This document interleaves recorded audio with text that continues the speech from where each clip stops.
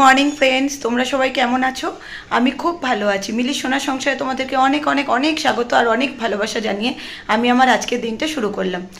তো আজকে ঘুম থেকে উঠেছি প্রায় 7টা, ওই 7:05 হবে। তো যাই হোক, তখন থেকে ওঠা থেকে তো আমার হাজব্যান্ড আজকে 7:30টায় বেরোয়, যথারীতি বুধবার, শুক্রবার আর রবিবার। হ্যাঁ, তো ওকে 7:30টার মধ্যে বেরিয়ে যেতে হয়। তো ও আবার একবার আসবে আজকে, মোটামুটি ধরো 11টা 11:30 নাগাদ একবার আসবে, আবার একবার টিফিন খেয়ে একবারে বেরোবে, আবার সে রাত্রে ফেরা। তো যাই হোক, ওর জন্য ও শুধু চা বিস্কিট খেয়ে চলে গেছে, একটু তাড়াহুড়োর মধ্যেও ছিল।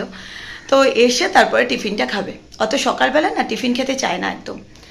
তো যাই হোক, আমি এখন ঘরটর ঝাড় দেওয়া মোছা আমার সব কিছু কমপ্লিট করে ফেলেছি।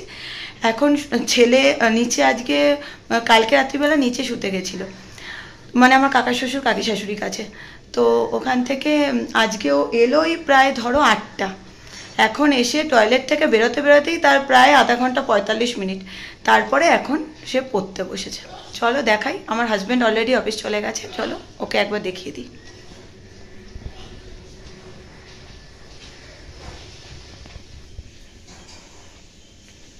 এই যে আমার মহাদেব বাবা এখন পড়তে বসেছে, দেখলে? পড়ো। এই হলো এখনকার অবধি কাজ। এবারে যাব টিফিন বানাবো। এখন বাজে ওই ধরো 8:30। এখন টিফিন বানাবো, তারপরে তোমার 8:30 কি বলছি, আমার ঘড়িটা স্লো হয়ে গেছে, 9:45 এখন বাজে। তো এখন যাব টিফিন বানাবো, তারপরে রান্না বসাবো, তারপরে সব কিছু। তো আমার কাকি শাশুড়ি অলরেডি আমাকে আজকে ইলিশ মাছ দিয়ে গেছে। তো ছেলের জন্য যাতে আমি রান্না করে দিই, ও যাতে স্কুলে খেয়ে যেতে পারে। কালকে ওনা আনা ছিল, যেহেতু কাল আমার মঙ্গলবার গেছে, আমাকে তাই জন্য দিতে পারেনি। তো আজকে দিয়ে গেছে, সেটাকেই এখন রান্না হবে। তো উনি 4 পিস মাছ দিয়ে গেছে, তাতে তো দুবেলা হবে না। তো আমাকে এখন আবার অন্য কিছুও রাঁধতে হবে, বলে আবার কি হবে বলো তো, আমাকে আবার রাত্রিবেলা রান্না করতে হবে। তো এখন আমার স্নান টান সবই কমপ্লিট, শুধু রান্নাটাই করব। ওর বাবা এসে যখন বেরোবে বলেছে, তখন ছেলেকে যদি সময় থাকে তো ওকে স্কুলে ছেড়ে দিয়ে তারপরেও বেরিয়ে যাবে আবার। তো যাই হোক, ছেলেকে তো তার আগে আমাকে খাইয়ে দাইয়ে সব কিছু রেডি করে দিতে হবে। সকালবেলার টাইমটা না ও একা একা খায় না, আমি ওকে খাইয়ে দিই। কারণ কি বলতো, নাহলে একা একা খেতে গেলে প্রচুর লেট করে ফেলবে। তো স্কুলের টাইমে স্টার্ট হয়ে যাবে, ও গিয়ে 1 ঘন্টা বাদে পৌঁছবে। তো ওই কারণে ও পড়ে ঠরে উঠতে পড়ে, স্নান টান করে এলে তারপরে ওকে আমি খাইয়ে দেবো। আর ড্রেসটা তো নিজেই পরে, শুধু টাইটা বাঁধতে পারে না গো, সেটাকে আমাকে বেঁধে দিতে হয়। ঠিক আছে, চলো আবার পরে দেখা করছি। আজকে কি রান্না করব বলো তো? বেগুন দিয়ে ইলিশ মাছের ঝোল করব। আর করব সেদিন যে লাল শাকটা কেটেছিলাম, লাল শাকের যে ডাঁটিগুলো রেখে দিয়েছিলাম ফ্রিজে, ওই দিয়ে কুমড়ো দিয়ে বেগুন দিয়ে আলু দিয়ে একটা চচ্চড়ি। চলো কাটাকাটিটা তাহলে শুরু করে নিই।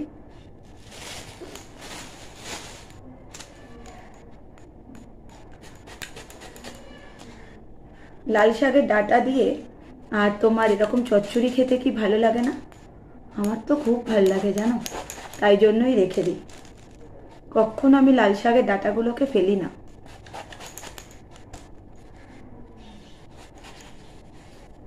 বেগুনে একটু না একটু পোকা থাকবেই, তাই না? ফ্রেশ বেগুন খুব কম পাওয়া যায়। অ্যাকচুয়াল কি জানো তো, পোকা বেগুনটাই কিন্তু আমাদের জন্য ভালো, কারণ পোকা বেগুনে কোনো সার দেওয়া থাকে না, তাই জন্যই এতে পোকা হয়। আর যে বেগুনে সার দেওয়া হয় না, সে বেগুনে কখনো পোকা হবে না, তাই না?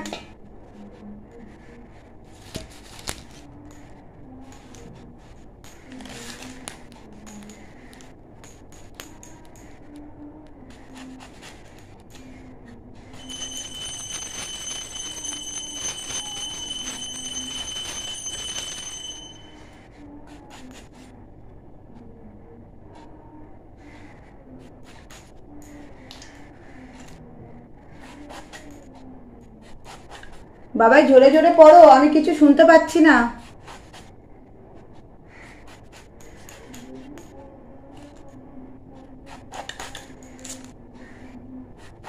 ছেলে পড়ছে, যতই যা কাজ করি না কেন ছেলেকে আমাকে নজর রাখতেই হবে।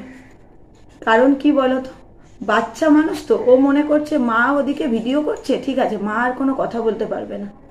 তাহলে আমি এখন যা খুশি তাই করতে পারি, সেটা করলে তো হবে না বলে, তাই না? ওকে তো আমাকে দেখতেই হবে।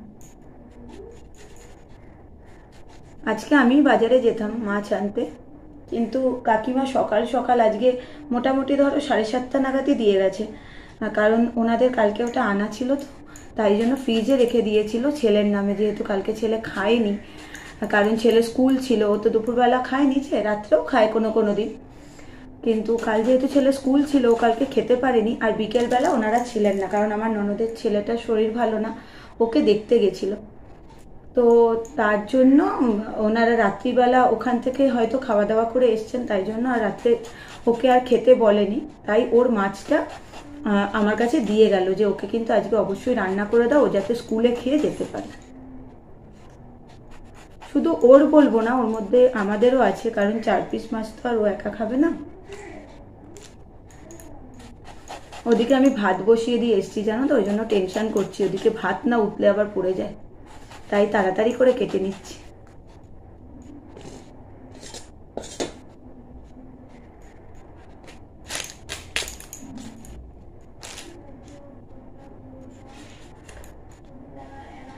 বটিতে কাটতে না আমার খুব ভালো লাগে, কারণ বসে একভাবে একদম নিজের মতো করে বসে কাটা যায়, কিন্তু দাঁড়িয়ে দাঁড়িয়ে কাটতে গেলে না ভীষণ অসুবিধা হয়, এটা ধরি তো ওটা ঠিকরে চলে যাচ্ছে, ওটা ধরি তো ওটা ঠিকরে চলে যাচ্ছে। অবশ্য কি বলো তো, যারা পারে তারা পারে, আমি পারি না যেহেতু, তাই আমার এটা প্রবলেম।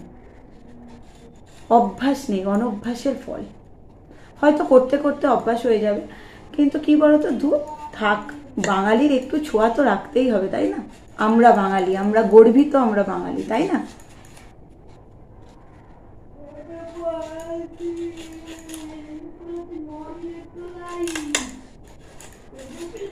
কেটে নিই, হ্যাঁ এবার তাড়াতাড়ি কাটতে হবে, কারণ ওদিকে দেরি হয়ে যাবে নাহলে স্কুলে।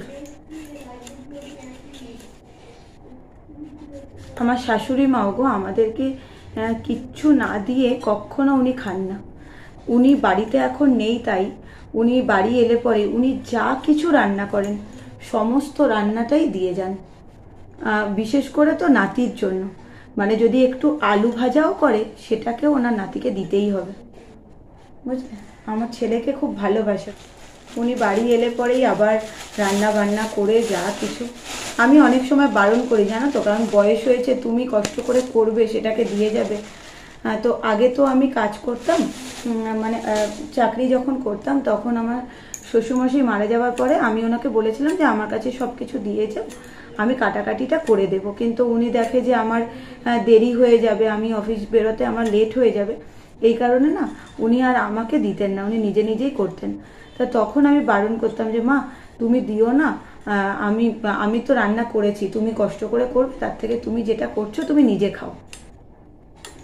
ওনার হবে না, না যা কিছু করব সবাই মিলে একটু খেলে পরে ভালো লাগে, নালে একার জন্য কি রান্না করব, বুঝলে? আর যখন শ্বশুরমশাই বেঁচে ছিলেন তখন আমার শ্বশুরমশাই কাটাকাটি সব কিছু ওনাকে হাতে হাতে করে দিতেন, আমরা কেউ কিছু করতাম না গো, মিথ্যে কথা কেন বলবো, কারণ আমাদেরকে প্রয়োজন ওরকম হতো না। হ্যাঁ যখন শাশুড়ি মা অসুস্থ হতেন তখন আমি অবশ্যই রান্না করে দিতাম, কিন্তু উনি সুস্থ থাকাকালীন খুবই কম, ধরো একটা কিছু ধরো একসাথে সবাই খাওয়া দাওয়া হবে, তখন আমি বললাম যে ঠিক আছে আমি রান্না করে দিচ্ছি, বা আমাকে বললো তুই রান্না করবি, এই পর্যন্ত। এমনি সময় যে ওনার ঘরে গিয়ে আমি রান্না করে দিয়ে আসতাম তা না গো, কারণ আমি ওদিকে কাজে বেরোনোর আমার একটা তাড়া থাকতো, তারপরে ওনারা একটু গরম গরম খেতে ভালোবাসতেন, কারণ ওনারা খাবেন 2-3টে, আর আমি যদি 9টার সময় রান্না করে দিয়ে যাই সেটা উনি ভালো খাবেন না, আর আমার শ্বশুরমশাই একটু গরম গরম ভাত খেতে ভীষণ পছন্দ করতেন। তো এইসব সমস্ত রকম কারণে তারপরে দেখো আমার ঘরে করে ওখানে করতে যাওয়াটাও আমার পক্ষে পসিবল হতো না, কারণ একটা সংসারের কাজ শেষ হতে হতেই তো 10টা 10:15 বাজে, তারপরে আমি কখন ওখানে করবো আর কখন আমি কাজে যাব, তো এই কারণে হতো না গো। যাই হোক, উনি এলে পরে তো উনি আবার রান্না বান্না দেবেনই তোমাদের সাথে, তখনও আবার আমি নিশ্চয়ই শেয়ার করব, কারণ উনি নাতিকে না দিয়ে খাবেন না, বুঝলে?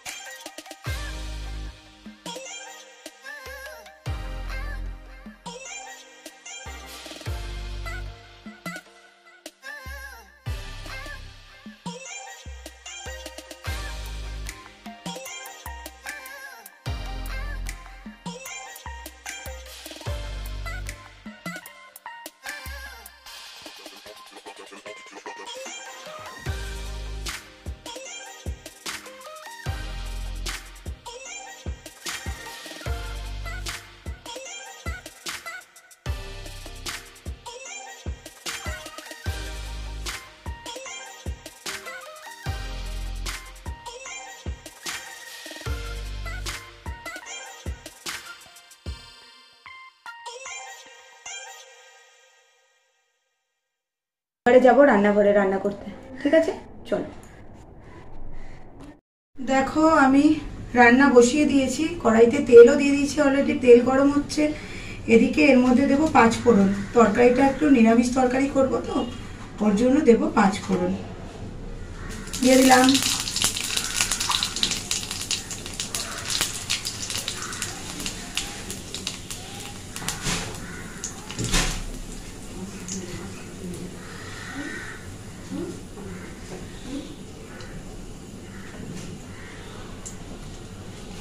আর দেবো শুকনো লঙ্কা।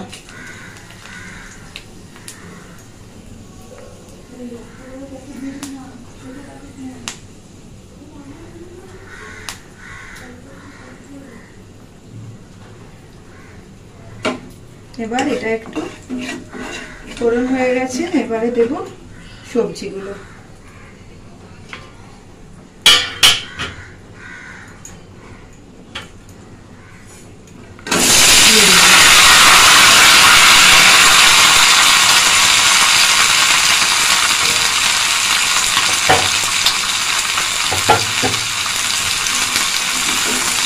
এবার নাড়াচাড়া করে নুন, হলুদ, কাঁচা লঙ্কা বা লঙ্কার গুঁড়ো যে যা খাই, আমি একটু লঙ্কার গুঁড়োই দেবো, কারণ কাঁচা লঙ্কা যদি ছেলের মুখে পড়ে না, ও খুব লাফালাফি করতে থাকে।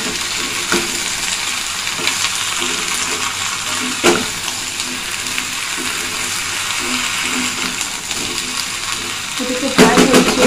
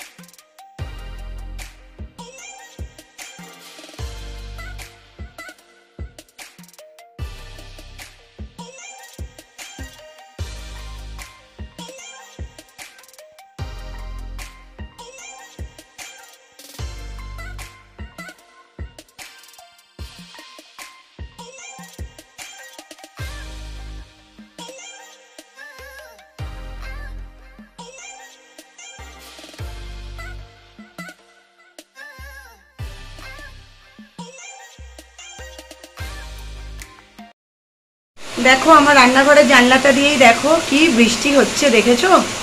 আমার ছেলেটা যাবে স্কুলে, দেখো কত জোরে বৃষ্টি। দেখো আমার চচ্চড়ি রেডি।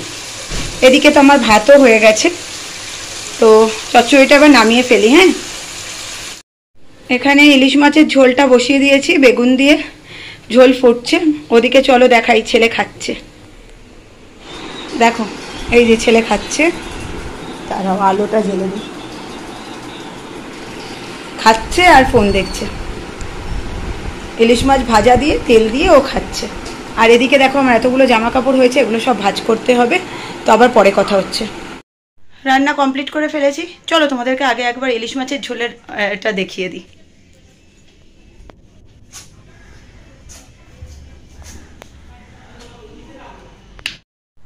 ইলিশ মাছের ঝোল রেডি, ঠিক আছে। এই রান্না বান্না শেষ করে এসে একটু বসলাম, যথারীতি আমার হাজব্যান্ড বাড়ি চলে এসছে এখনকার মতো। এসে ওই ছেলেকে নিয়ে বেরোলো, ওকে স্কুলে দিয়ে এসে তারপরে ও ভাত টাত খেয়ে 12টা 12:30 নাগাদ ও বেরিয়ে যাবে অফিসে। তারপরে একটু নিশ্চিন্ত হব। এখন কত কাজ আছে জানো? রান্নাঘরে এক গাদা বাসন পড়ে আছে, সেই সমস্ত বাসনগুলোকে মাজতে হবে, তারপরে রান্নাঘরটা পরিষ্কার করতে হবে, তারপরে কালকে থেকে যে সমস্ত জামা কাপড়গুলো সব শুকনো হয়েছে সেগুলোকে সব ভাঁজ করতে হবে। তো এই সমস্ত কাজবাজগুলো রয়েছে। তো ও আসলে পরে খেয়ে দিয়ে বেরোনোর পরে আমি এই কাজগুলোকে করব। এখন আর কিচ্ছু করব না, এখন একটু চুপচাপ বসে থাকবো। কেন বলো তো? ভীষণ গরম লাগছে। আর তার মধ্যে না ফ্যানটা বন্ধ করে রেখে তোমাদের সাথে কথা বলছি, কারণ যদি আমি ফ্যানটা চালিয়ে কথা বলি তাহলে তোমাদের রেকর্ডিংয়ে ভীষণ প্রবলেম হবে, পুরো একটা আওয়াজ পুরো ভিডিওটাই চলে আসে। তো এই কারণে ফ্যানটাকে আমাকে অফ করে রাখতে হয়েছে যথারীতি। আর প্রচণ্ড পরিমাণে গরম লাগছে, দেখছো আমি কিরকম ঘামিয়ে যাচ্ছি, প্রচণ্ড গরম। দেখো আমার এখনও অবধি এটা শুকনো হয়নি, দেখেছো কীরকম একটা হয়ে গেছে। তার মধ্যে সিঁদুর পরি, তো সিঁদুরটা বারবার মুছে মুছে পুরো গালে চলে আসছে। আর দেখো এখানটা বিউটি স্পট। তো যাই হোক, হাজব্যান্ড এসে খেয়ে বেরোনোর পরে আমি তখন একটু ফাঁকা হব। এখন আমি পুরো একদম প্যাকড আপ হয়ে আছি, জানো তো। তো বেরিয়ে যাক, তারপর তোমাদের সাথে ফ্রি হয়ে কথা বলবো। তার আগে আমার কিন্তু এখনও অবধি কিচ্ছু খাওয়া দাওয়া হয়নি, আমিও খাইনি, আমার হাজব্যান্ডও খাইনি। ও তো সেই সকালবেলা 7:30টার মধ্যে চা আর বিস্কিট খেয়ে চলে গেছিলো। তো এখন ফিরলো, এখনও পাউরুটি নিয়ে এসছে। তো ও বলছে যে একটু বাটার মাখিয়ে দাও, তো সেটাই করব, করে নিয়ে দুজন মিলে খেয়ে নিই। ও ফিরুক আগে, ছেলেকে দিয়ে খেয়ে দিয়ে আবার তোমাদের সাথে কথা হচ্ছে। তোমাদেরকে তো বললাম আমি একটুখানি বসে নিই, তারপরে আবার সব কাজ হবে। কিন্তু বসতে এসে কি দেখছি জানো? দেখো আমার পিছনটা, সমস্ত বালিশ টালিশ চারিদিকে এলোথেলো করে সব রাখা। এখন এগুলোকে সব বিছানা টিছানা গোছাতে হবে। তারপরে যাব আমার বাইরের একদিন একটা ঘরে তোমাদেরকে নিয়ে গেছিলাম না, যেখানে আমার ছেলে বসে ড্রয়িং ক্লাস করছিল। তো ওখানেই তো আমার ছেলে বসে পড়াশোনা করতো। কিন্তু এখন কি প্রবলেম হচ্ছে জানো তো? যেহেতু আমি তোমাদের সাথে ভিডিওটা শেয়ার করব বলে আমি বেশিরভাগটাই এই দিকের ঘরে থাকছি, আর আমি এখানে সব কাজ বাজ সব কিছুই করছি। তো সেহেতু কি প্রবলেম হচ্ছে, ছেলে যদি ওই ঘরে বসে পড়ে না, ও চুপ করে আমার কথাগুলো সব শোনবার জন্য মুখ বন্ধ করে রয়েছে, মানে পড়ছে না। এবারে দেখো ওরও তো না পড়াশোনা করলে হবে না, তো তার জন্য আমি ওকে এদিকের ঘরে পড়তে বসাচ্ছি, যে তুই এখানে বসে পড়, আমি যাই কাজ করি না কেন তোকে তো দেখতে পারবো। তো ওকে তো ছেড়ে দিতে পারি না বলো, এখনও তো বাচ্চা, ও নিজেরটা নিজে এখনও কিচ্ছু বোঝে না গো। ও যখন একটু বুঝতে শিখবে, অন্তত মাধ্যমিকটা পাশ করে নিক, তারপরে না হয় আস্তে আস্তে ছাড়া যাবে। এখনই না ছাড়তে পারবো না গো, কারণ ছোট থেকে একভাবে আমি এক টানা ওকে সব কিছু করিয়ে গেছি, আমি একা হাতে। আমার বাড়িতে সত্যি কথা বলতে কি বলতো, প্রতিটা মানুষই শিক্ষিত, কিন্তু ওর পড়াশোনার ব্যাপারে আমার ছেলের প্রতি মানে ওই যে কেউ পড়াবে বা একটু বুকে ঠোকে এই পড়তে বস, এই কথাটা বলার মতো কিন্তু কেউ নেই, ওর বাবাও না। কারণ কি বলতো, ও হচ্ছে সবার আদরে, সবার ভালোবাসার। ওকে বলবে, ওদের খারাপ লাগবে যে ওকে একটা বকা দিলে পরে ওর হয়তো চোখে জল চলে আসবে, সেটা ওদের প্রচণ্ড খারাপ লাগবে। সেই কারণে ওকে কেউ কিচ্ছু বলে না। তো ওকে বলার মধ্যে আমি বকিও, আমি পড়তেও বসাই, আমি সবই আমি। এই জন্য না আমি ওকে আমার কাছে করেই বসাই। তো যাই হোক, আর বাইরের যে ঘরটা, ওই ঘরটায় তোমাদেরকে এখন নিয়ে যেতে পারছি না, তার একটাই কারণ হচ্ছে আমার শাশুড়ি মায়ের ঘরটা না একটু সব কিছুই প্লাস্টার সব চটিয়ে একটু সারাই করানো হচ্ছে। তো এই কারণে না ওদিক থেকে মানে আমি যাতায়াত ঠিকভাবে করতে পারছি না। ওই ঘরের সমস্ত জিনিসগুলো তো বারান্দায় রাখা রয়েছে, তো ওখান থেকে যাতায়াতে একটু প্রবলেম হচ্ছে, তাই তোমাদেরকে ওই ঘরটায় আমি সবসময় নিয়ে যেতে পারছি না। তো এখন আমাকে ওই ঘরে গিয়ে বিছনার চাদরটাও চেঞ্জ করতে হবে, কারণ বেশ কিছুদিন হলো যেহেতু ঘরটা ইউজ করছি না, তাই চাদরটা তোলা হয়নি। বেশ 8-10 দিনের ওপর হয়ে গেল যে ওই চাদরটা আমি চেঞ্জ করিনি। এবারে চাদরটা চেঞ্জ করতে যাব, ওই ঘরটা একটুখানি সব পরিষ্কার টরিষ্কার করবো, তারপরে এসে এই ঘরটা গোছাবো। তো যখন আমি ঘর গোছাবো তখন আশা করি তোমাদের সাথে আমি শেয়ার করতে পারবো। তো ট্রাইপডটা, যেটা মেন কথা, ট্রাইপডটা যেটা বলছিলাম না, চলো ততক্ষণ আমার হাজব্যান্ড এসে গেছে, আমি দরজাটা খুলে দিয়ে নিই। ট্রাইপডটার কথা বলছিলাম, তো আমি রয়েছি বড় হাতুড়ি ডাক্তার। তো আমি এত সুন্দরভাবে ট্রাইপডটাকে আবার করে সব ঠিকঠাক করে মানে পুরো সেট করে ফেলেছি। তো ওটা এখন আবার কাজ চলবে, তো এখনই ওটাকে বাতিল করতে হবে না, বুঝলে। তো ওই জন্য দেখি যদি ট্রাইপডটাতে সেট করে আমি কাজগুলো করতে পারি, তাহলে আমি অবশ্যই তোমাদের সাথে শেয়ার করব। ঠিক আছে, আবার পরে কথা হচ্ছে। ও এসে গেছে, ওকে খেতে দিই, আমি নিজেও একটু টিফিন খাই, আবার পরে কথা বলছি। আজকে কি হয়েছে জানো, সকালবেলা তো ওরে বেরিয়ে গেল, আর আমি সেই তখন শুয়েছি, আর এই আধা ঘন্টা আগে উঠলাম। এত পরিমাণে মাথার যন্ত্রণা করছিল, আমি মনে হয় তাকাতে পারছিলাম না। আমি চশমা পরি, হয়তো তোমরা লক্ষ্য করেছো, কিন্তু ওটা আমার সব সময় ঘরে পড়ার কথা। আমার চোখে না প্রচুর পাওয়ার এসে গেছে, হঠাৎ করেই হয়েছে এটা। তো সেই চশমাটা তো আমি রেগুলার বেসিসে পড়ি না ওরকমভাবে ঘরে, কোথাও বাইরে ফাইরে বেরোলে একদমই যখন কিছু দেখতে পাই না, কারণ আমি বাসের নাম্বার টাম্বার কিছুই দেখতে পাই না, মানে আমার দূরের পাওয়ারটা একেবারেই নেই, কাছেরটা আছে।